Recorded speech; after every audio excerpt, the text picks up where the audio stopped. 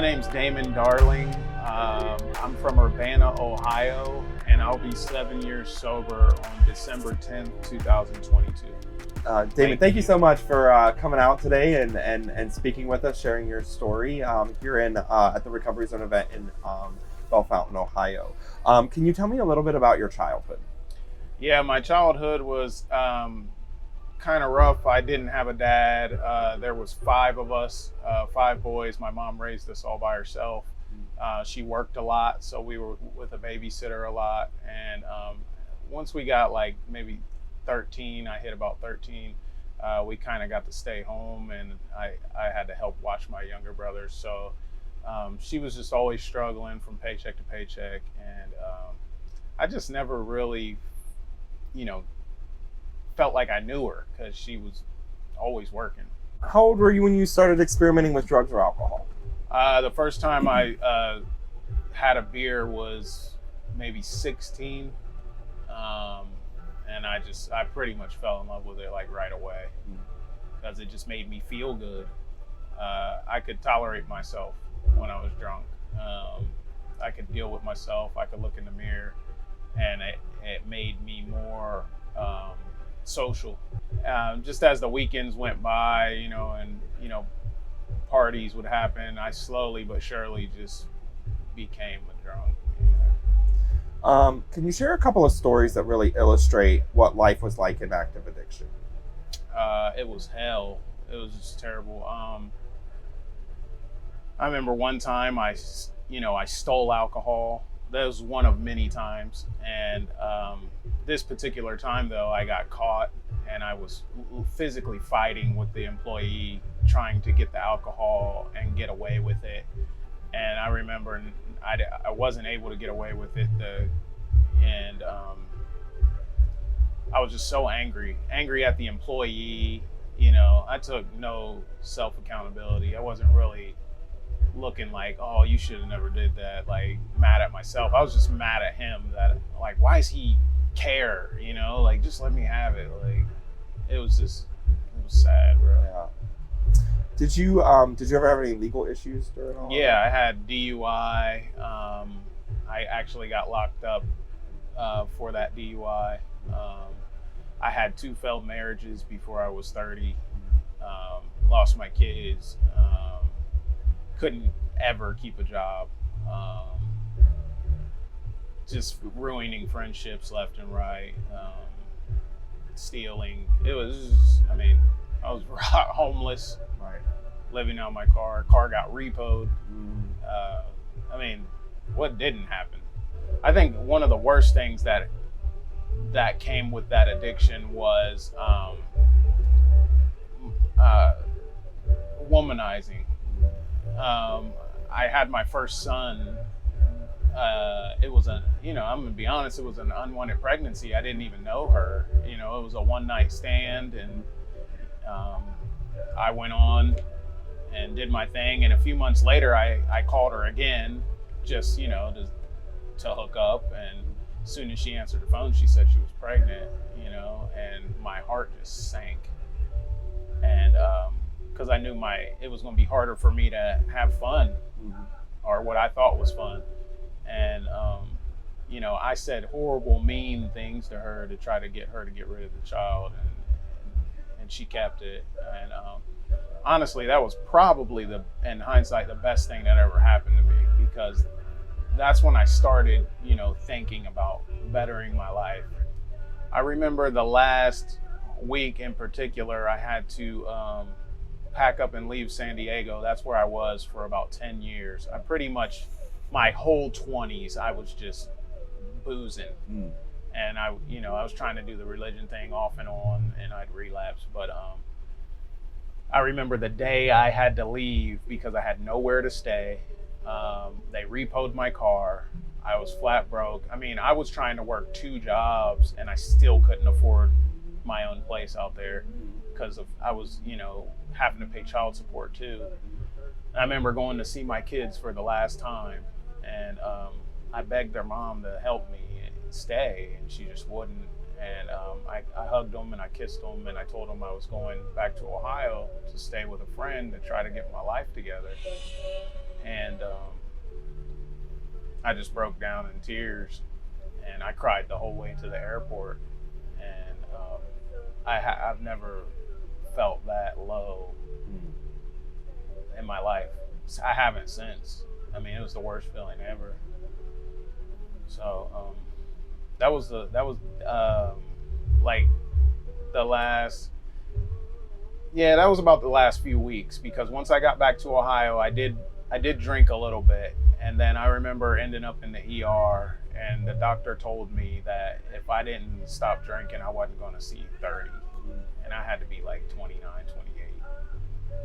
And I remember getting down on my hands and knees and praying to God and just begging him for one more chance. And I was scared to death to quit drinking, because I literally thought I was going to die if I tried to stop. Because it was to the point where I just needed it to function. It wasn't even fun drinking anymore. It was just like, if I don't drink, I'm gonna be sweating, shaky, like delirium tremors, like all that stuff. So long story short, I broke down. I prayed and prayed and prayed, and I said, even if I gotta die sober, I'm willing to accept that. I just, at this point, I'll take that. I'll go out sober, and I just stopped drinking. What do you do today to maintain your sobriety? Stand-up comedy, it really helps me. If I didn't have that, I really don't know how I'd get my fix.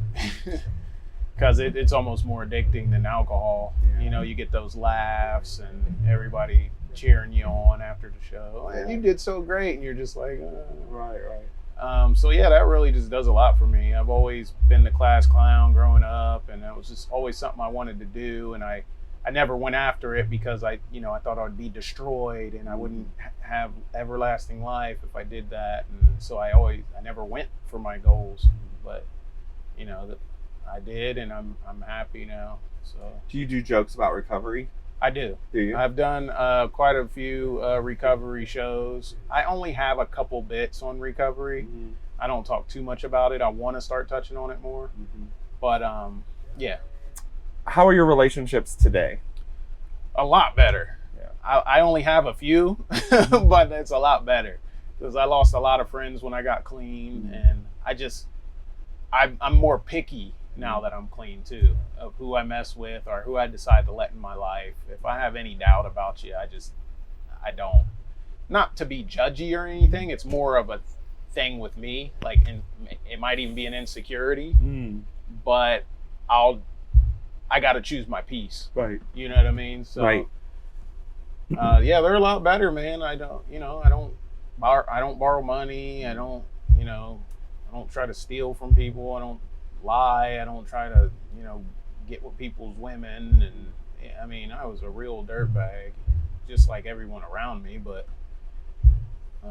yeah, my relationships are a lot better. What about with your kids, your family? Way better. Great. Before I would kind of try to be their friends. Now I'm a dad, so I'm not like always liked by them, but I'm raising them right. So do you see all of them regularly? That you said you had one in San Diego. Do you get? Well, I had two in San Diego with my first wife, and when I moved back to Ohio a few years, maybe 3 years later, they moved to Ohio. She met somebody. And she moved to Ohio, not to Ohio, sorry, Illinois. Okay. So they're 5 hours away. And I go see them on spring break, Christmas break, and summer break. Summer break, they come stay with me. I've tried to get full custody. She doesn't want to let that happen. Financially, I don't have like lawyer money to do all that. Yeah. But I call them every day, and that's the best I can do. That's all she'll let me do. So that's awesome. And then I have, it's okay. I have 2 kids with my new wife. I got married in March, and we dated for a long time, like 5 years. We were engaged. We were engaged for like 2 or 3, but we dated for like 5 years. You know what I mean? And now I know she's for me. We didn't rush into it. We took our time. What dreams have come true for you? I'm a homeowner. I just bought my first house last week. Congratulations. Yeah. It's a big step. Dude, I get goosebumps. because I never thought that I'd ever have anything, bro. Like, I never had anything. Always had to ask and beg and take, and I got it the right way, and I worked hard.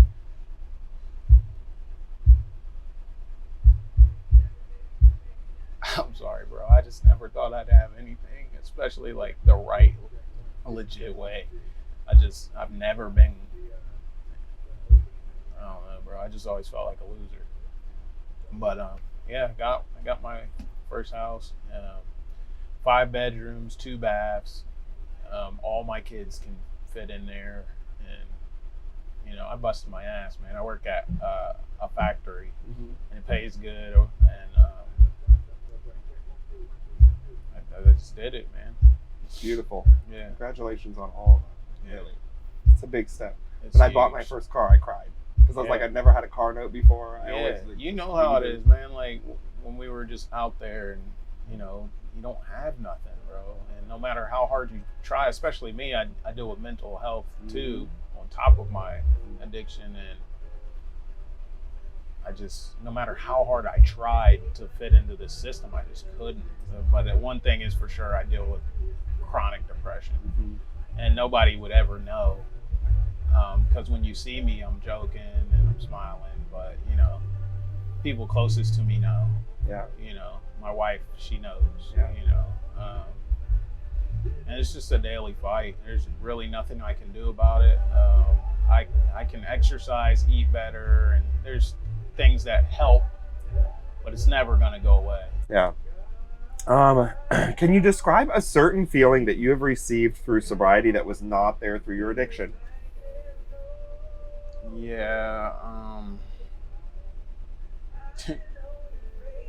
Clarity, like clearness, just being present. I don't feel enslaved or trapped, or not needing a substance, man, it's amazing. What are some words of hope that you could share with someone who's looking to get sober? If I can do it, you definitely can. That sounds so corny because people say that all the time, but when you really know what it means, like, it's probably the realest thing you could say, because I literally was someone who couldn't do anything, bro. Nothing. I couldn't pass my driver's test. I couldn't remember my kids' birthdays. Things like simple things, bro. Like, I couldn't remember my social, that's how lost I was. The simplest, easy things, I just couldn't accomplish. And now the things I'm accomplishing and that I've accomplished, if you asked me 10 years ago, I'd have told you, no, there's no way that I'll ever do any of that. Here you are today. Bro, I can't believe it sometimes. I agree. Thank you again. We really appreciate you coming out to Lakeview today for the Recovery Zone event. Your story is going to help so many people that are alone and think there is no hope. You are proof that there's a way out of addiction. Thanks. Thank you. Appreciate it.